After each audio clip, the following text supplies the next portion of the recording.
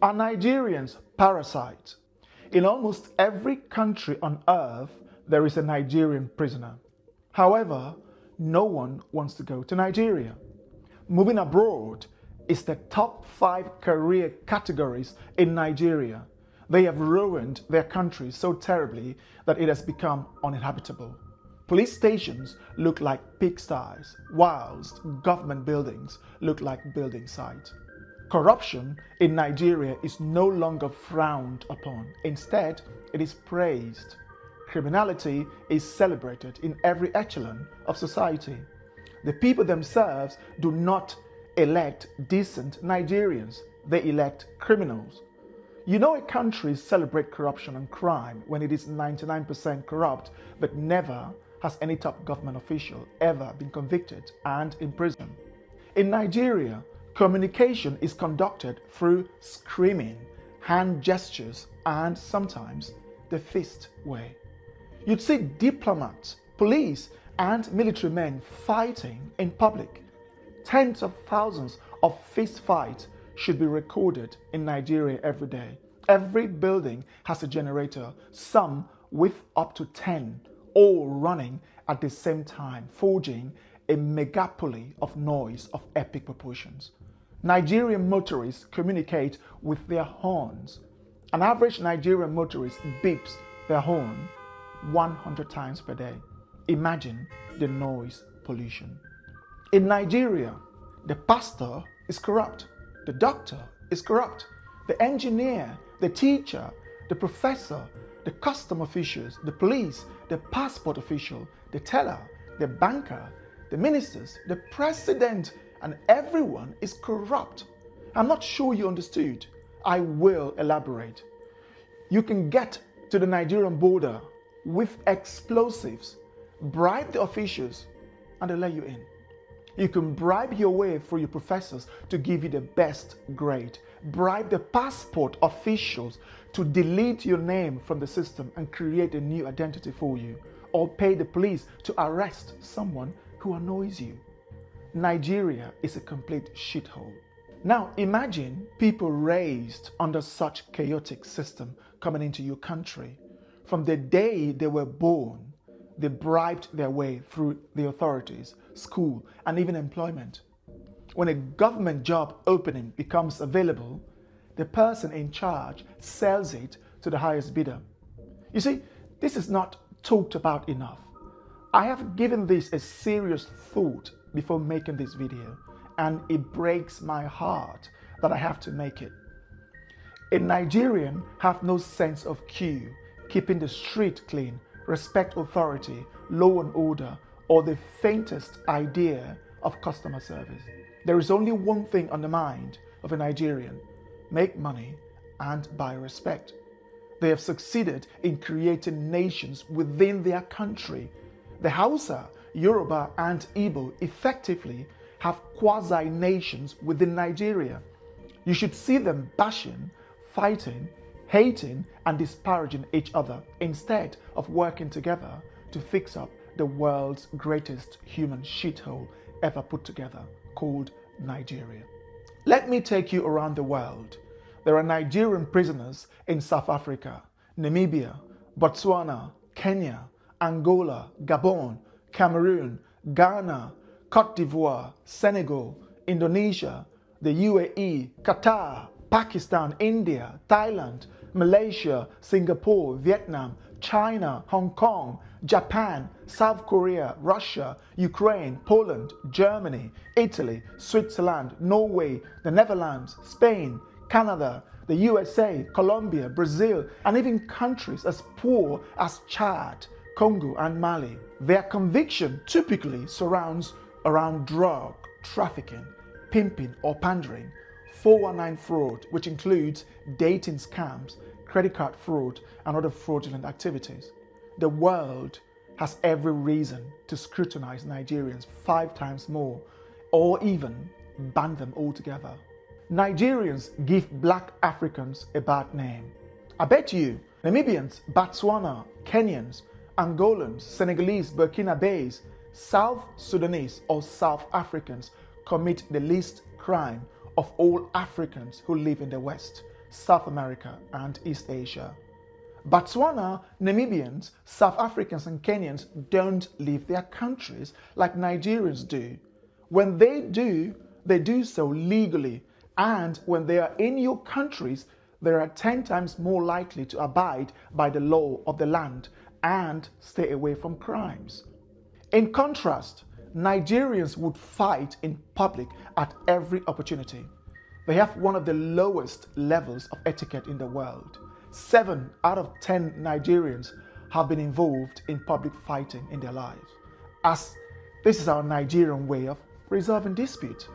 Now imagine letting someone who doesn't understand law and order not to litter, not to urinate in public, how to dialogue instead of yelling and using their fist in your country. What do you think will happen? They don't get along with their neighbors or other African countries.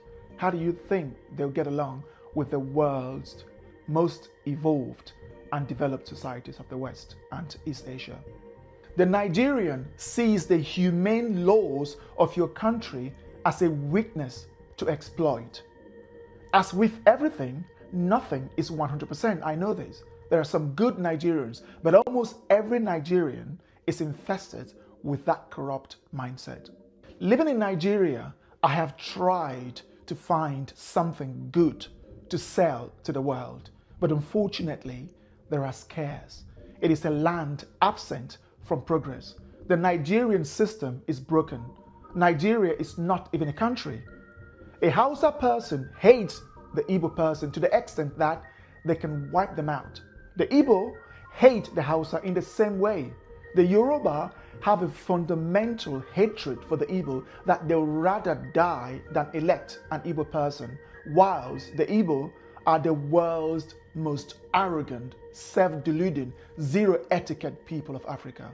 These 3 major ethnic groups, Hausa, Igbo, and Yoruba, each have over 40 million people, with the Hausa nearing 65 million. Now imagine putting Spain, England, and Poland into one country. Do you know the type of chaos you'd be creating? This is how Nigeria is. The Spanish, English, and Polish are all European, but they cannot function as one country. So too do the Hausa, Yoruba, and Igbo. These people cannot function under one country. When government ministerial positions are declared, they often have to reflect the Hausa, Yoruba, and Igbo shares before the other minority ethnic groups receive their own share. If the sharing favors one ethnic group more than the other, they fight, yell, insult, and complain until the next appointment. The other ethnic group in charge will now retaliate by appointing their own ethnic group. The presidency has to go to that ethnic group, then that one, and this one, and those one. Then when the next one comes, they keep changing. You see, in short, the number of ministerial positions have to reflect the various ethnic groups. This is not a country, but a bunch of tribal, unevolved, mentally unstable, over 200 million stupid people. Why would any country let Nigerians into their country? I'm not sure, but if I were the Prime Minister of the United Kingdom, I would impose a total ban on Nigerians. The risk outweighs the benefit. There are 24 million homeless Nigerians, which is almost the same as the rest of sub-Saharan Africa combined, and over 70% of the country's population lives in poverty. That is over 160 million people, the highest in the world when averaged, given that India has over 5 times as many people as Nigeria. They have the largest arable land in Africa, Nigeria, yet most of that is uncultivated. Their weather is characterized by abundant sunshine during the dry season and ample rainfall during the raining season. The north is the savannah, and the middle belt of Nigeria is level with abundant arable land suitable for farming. Still, 56% of Nigeria's 70 to 84 million hectares of arable land remains uncultivated or underutilized. You begin to ask yourself, Why are these people hungry? The answer is simple: incompetence and a collective lack of skills to run a country. Nothing in Nigeria is properly managed, from the police to the immigration services, customs to the airport, traffic to the road network, schools to the national grid, and from the people to their own very homes. Nigeria is a chaotic society where people exhibit some of the lowest levels of etiquette and quality known to man. And most of these people are looking for ways to obtain visas to the various developed and semi-developed countries so that they can bring that chaotic upbringing from Nigeria to the world.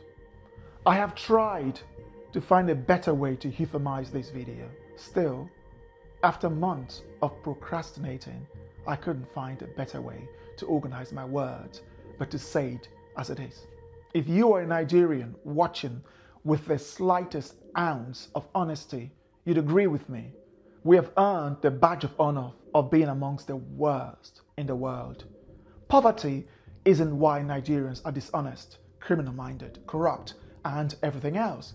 Nepal is a poor country. How many Nepalese have you seen committing crimes around the world? Chad, Burkina Faso, Mali, Myanmar, Tajikistan, and South Sudan are poor. You can't see them going around the world committing crimes. Of the world's 195 countries, there is a Nigerian prisoner in 60% of them, the highest of any country on earth. That is not an accident. If you think we're wrong, if you think we missed anything, please leave them in the comment section below. And also, don't forget to like, share, and subscribe. Thanks for watching.